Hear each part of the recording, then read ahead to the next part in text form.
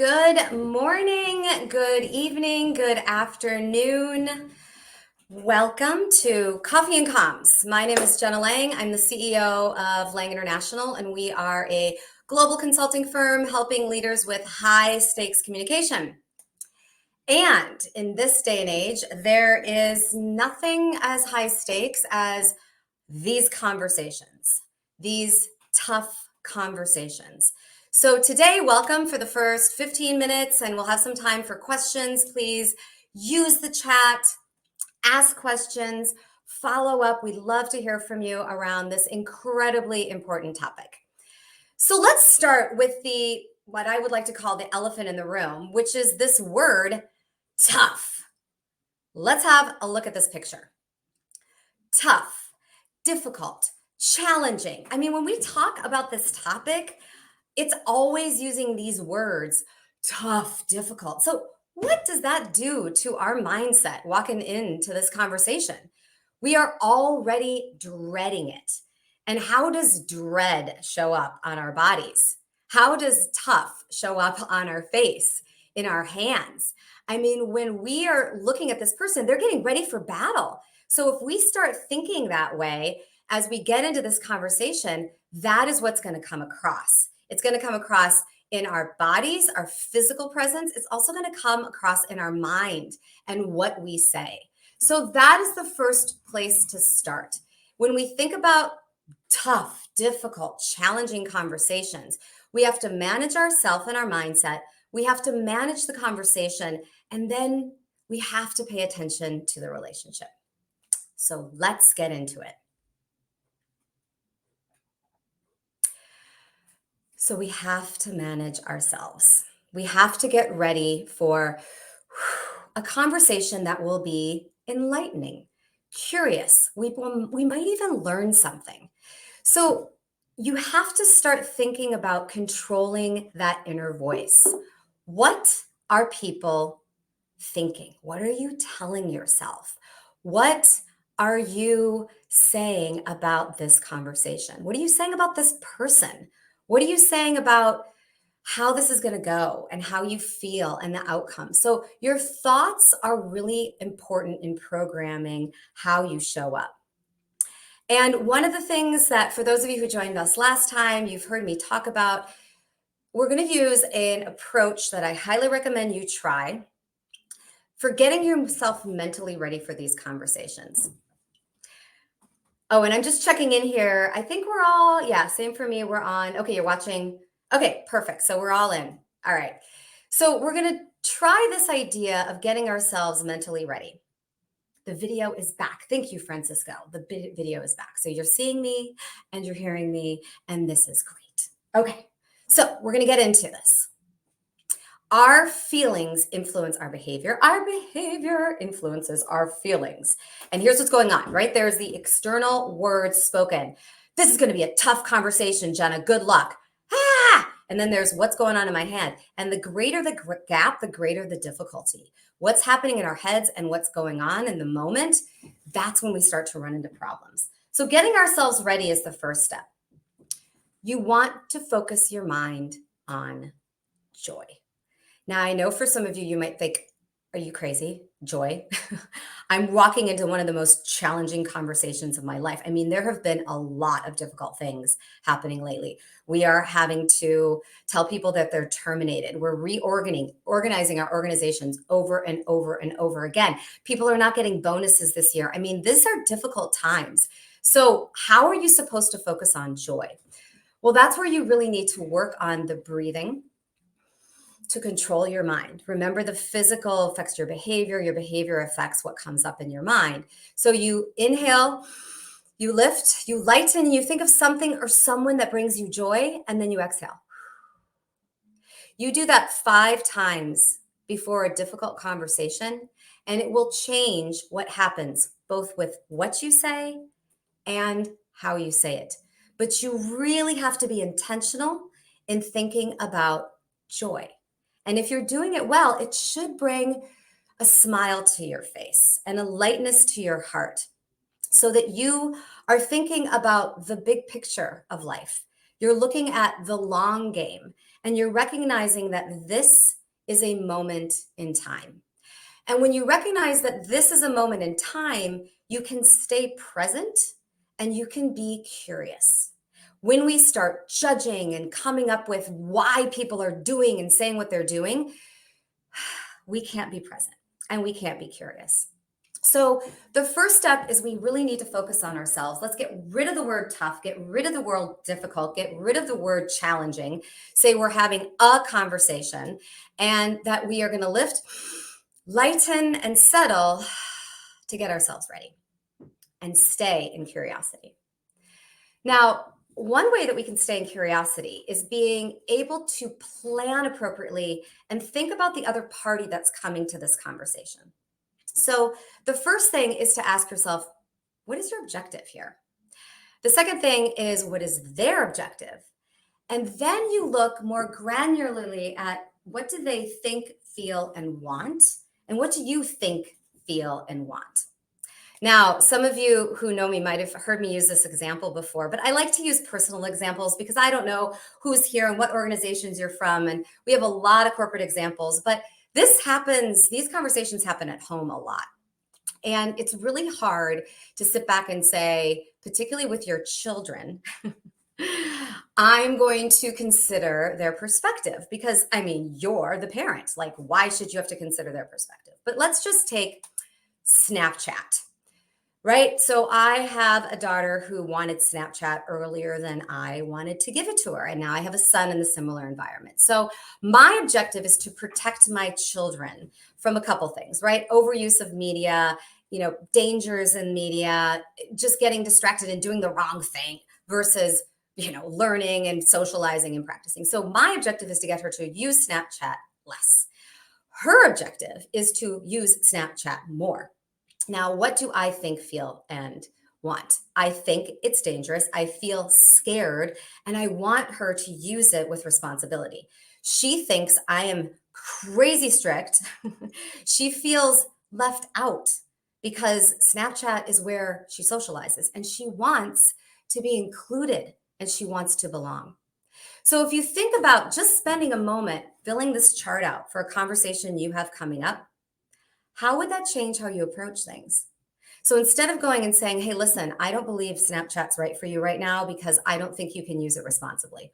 Whew, I'm going to get an interesting reaction versus, I wonder how you feel about Snapchat and what it means to you. And I look more at what she feels and what she wants, and then I approach the structure of the conversation. So that is where we start, is to say, I'm going to manage myself and what I want. And I'm also going to take into consideration what this other person wants so I can approach this moment differently, really thinking about empathy, really thinking about what they want. So if this is at all helpful, take a picture of this chart, try it for your next conversation. So if any of you have any questions at this point, by all means, throw it in the chat. Maybe how do you use this, or how do you even know the think, feel, want? That's often a question we get. How do you know what another person wants or needs? And a lot of times we really have to guess here, but guessing is better planning than not guessing. So then you move on to the conversation.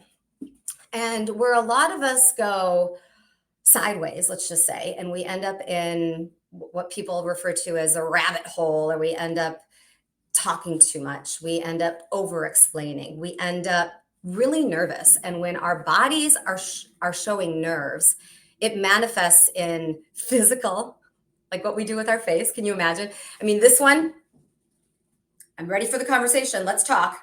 Or I'm ready for the conversation. When we do things physically that immediately put people on the defensive. So we need to be cautious of our bodies, but we also need to structure what we say. And that's when having a structure for these conversations is so important. So I'm going to introduce you to two structures that you should try out and let me know what you think. And I'd love to see in the chat, where do you see a moment where you could use one of these? Is it on the personal side, on the professional side, for some of these conversations, not difficult conversations, but conversations? So the first one is bad news. Now, I'm using the word bad, even though I just said don't say difficult, tough, etc. But this is news that the other party is not excited about. So the first step is you deliver the news concisely. We are not having donuts on Friday. Secondly, you own your part. I did not bring enough money to get donuts. I own that. Then, instead of talking, you wait for a reaction. Now, this is where we really struggle. Because how many of you say, dun da da da, I'm sorry, right? That's what we say. We say, oh, I forgot the donuts. I totally forgot money. I own that. And I'm so sorry. Stop yourself. Pause and say nothing and wait to see what they say. Wait for the reaction. People be like, oh, it's okay. No worries. Or, oh, I don't know how I'm going to get through my Friday without a donut. Then you acknowledge the feelings. Seems like you're disappointed. And then you provide help moving forward. So let me introduce you to a pretty real example that just happened to me. Anybody here get Taylor Swift concert tickets? If you did, congratulations. Let's have a chat later about how you got them. One of the ways that you got Taylor Swift concert tickets is that you were a verified fan in advance and you had to register for that in advance. Well, guess what? I did not. So I had to have a bad news conversation with my daughter. We didn't get it. It's because I didn't have a verified fan. Mom, all the other moms did it. Da, da, da, da. Seems like you're disappointed. What can we do to move forward? So that's an example. Now, it's not always about bad news. Sometimes we're having conversations where our values are around. Like how do we manage that? When somebody does something where you're like, whoa, that is not aligned to my values. It's really upsetting to me. I'm working all weekend. You're not working on the weekend. I am delivering the things I say I'm going to deliver on time. You're not. How do you manage that one? So this is another structure. And Francisco, I'll get to your question in a second. This is a structure for what we call nonviolent communication, but this is when you're running into situations where values might be not aligned. So the first thing is you mention the observation. Hey, I noticed that you interrupted me in that meeting last week. I noticed that you worked all weekend. I noticed that. So you pull out the observation first. Then you say the story I'm telling myself. Now, why this is so important is when you talk about the story you're telling yourself, you are not being accusatory. You're basically saying, I don't know if this is right or wrong, and you're making it somewhat mystical. So it makes that person feel like they can correct what's really happening. They can actually participate in the conversation. Then you ask a question. I'm curious about that. Is that story correct? How would you retell this story? What would you say here?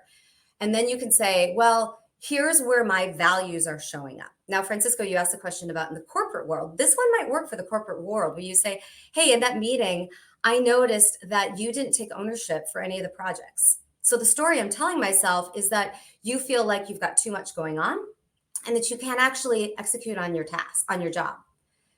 Is that true? I'm curious about that. And then they get a chance to say, no, it was because blah, blah, blah, blah, blah, blah, blah. Then you could say, well, listen, on my team, I value people who raise their hands and really take responsibility. And then you have the conversation. So it opens up the doors to moving away from accusation and what we call blaming and, this blame storming that we do instead of brainstorming sometimes with our colleagues. So here's an example. Again, I'm using a personal example of the way that you can use this. So I'm talking here about the dishes. It could be the dishes, it could be the trash, it could be anything. But in this one, we're talking about how I am approaching this conversation at home.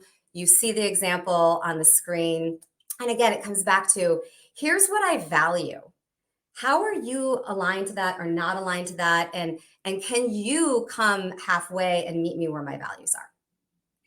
So there's an example of two different structures. What's the point? The point is when we're going into these conversations, having a structure that we plan and rehearse is very important. Because if you don't have a structure and you don't say it out loud, you're going to overtalk.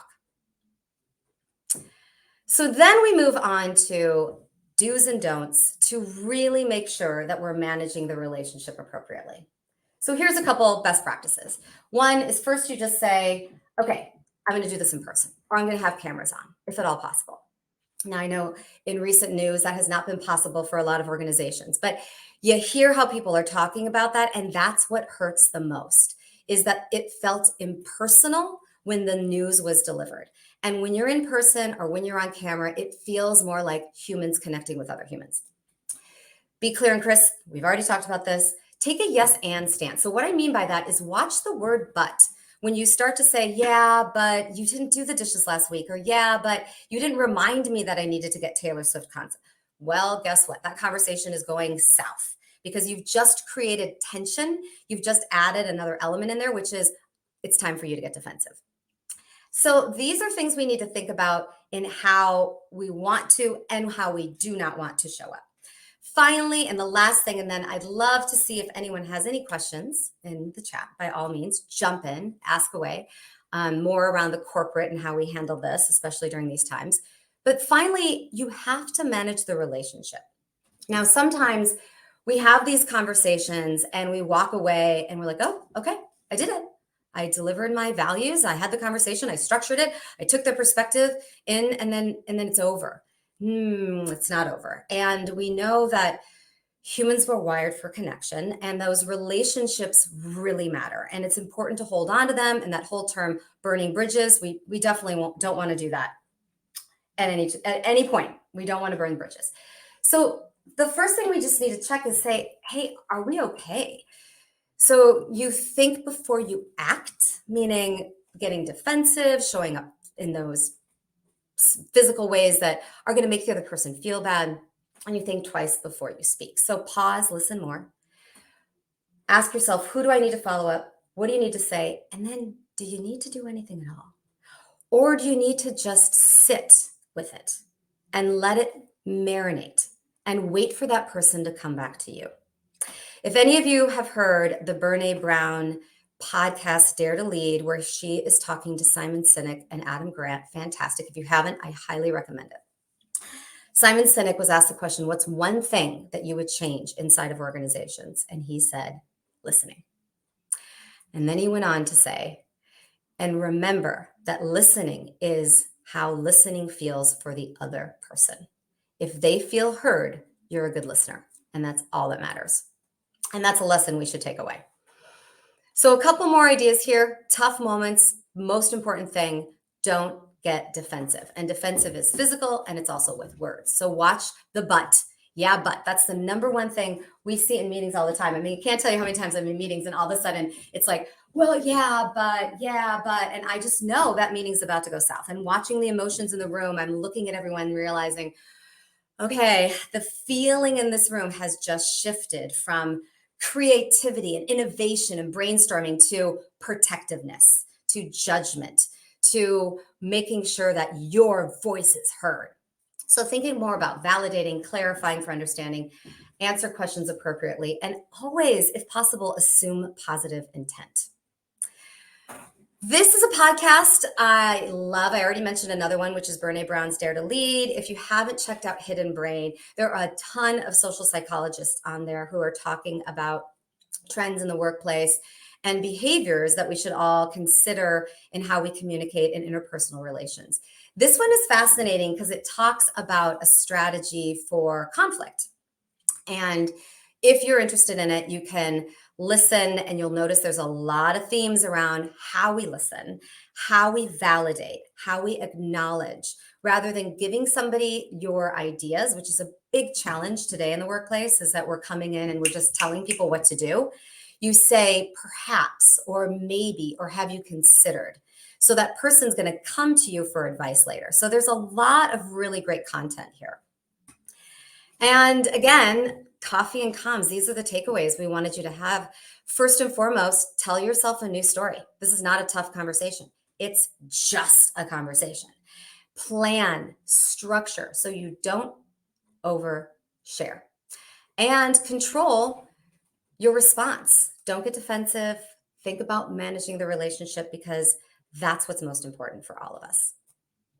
We would love to hear questions and comments, but most importantly, what I would love to hear from everyone who joined today or who everyone's watching this after the fact, should we keep doing this? What do you think? Are you getting something that you're getting in the background? I mean, we titled this Coffee and Comms because what I'm hoping all of you are doing is you're drinking coffee, you're checking your email. Maybe if you're in Europe, you're drinking something else, that's fine. And you're just learning something in the background. So fantastic if you are. Loved having you. Thank you so much for joining.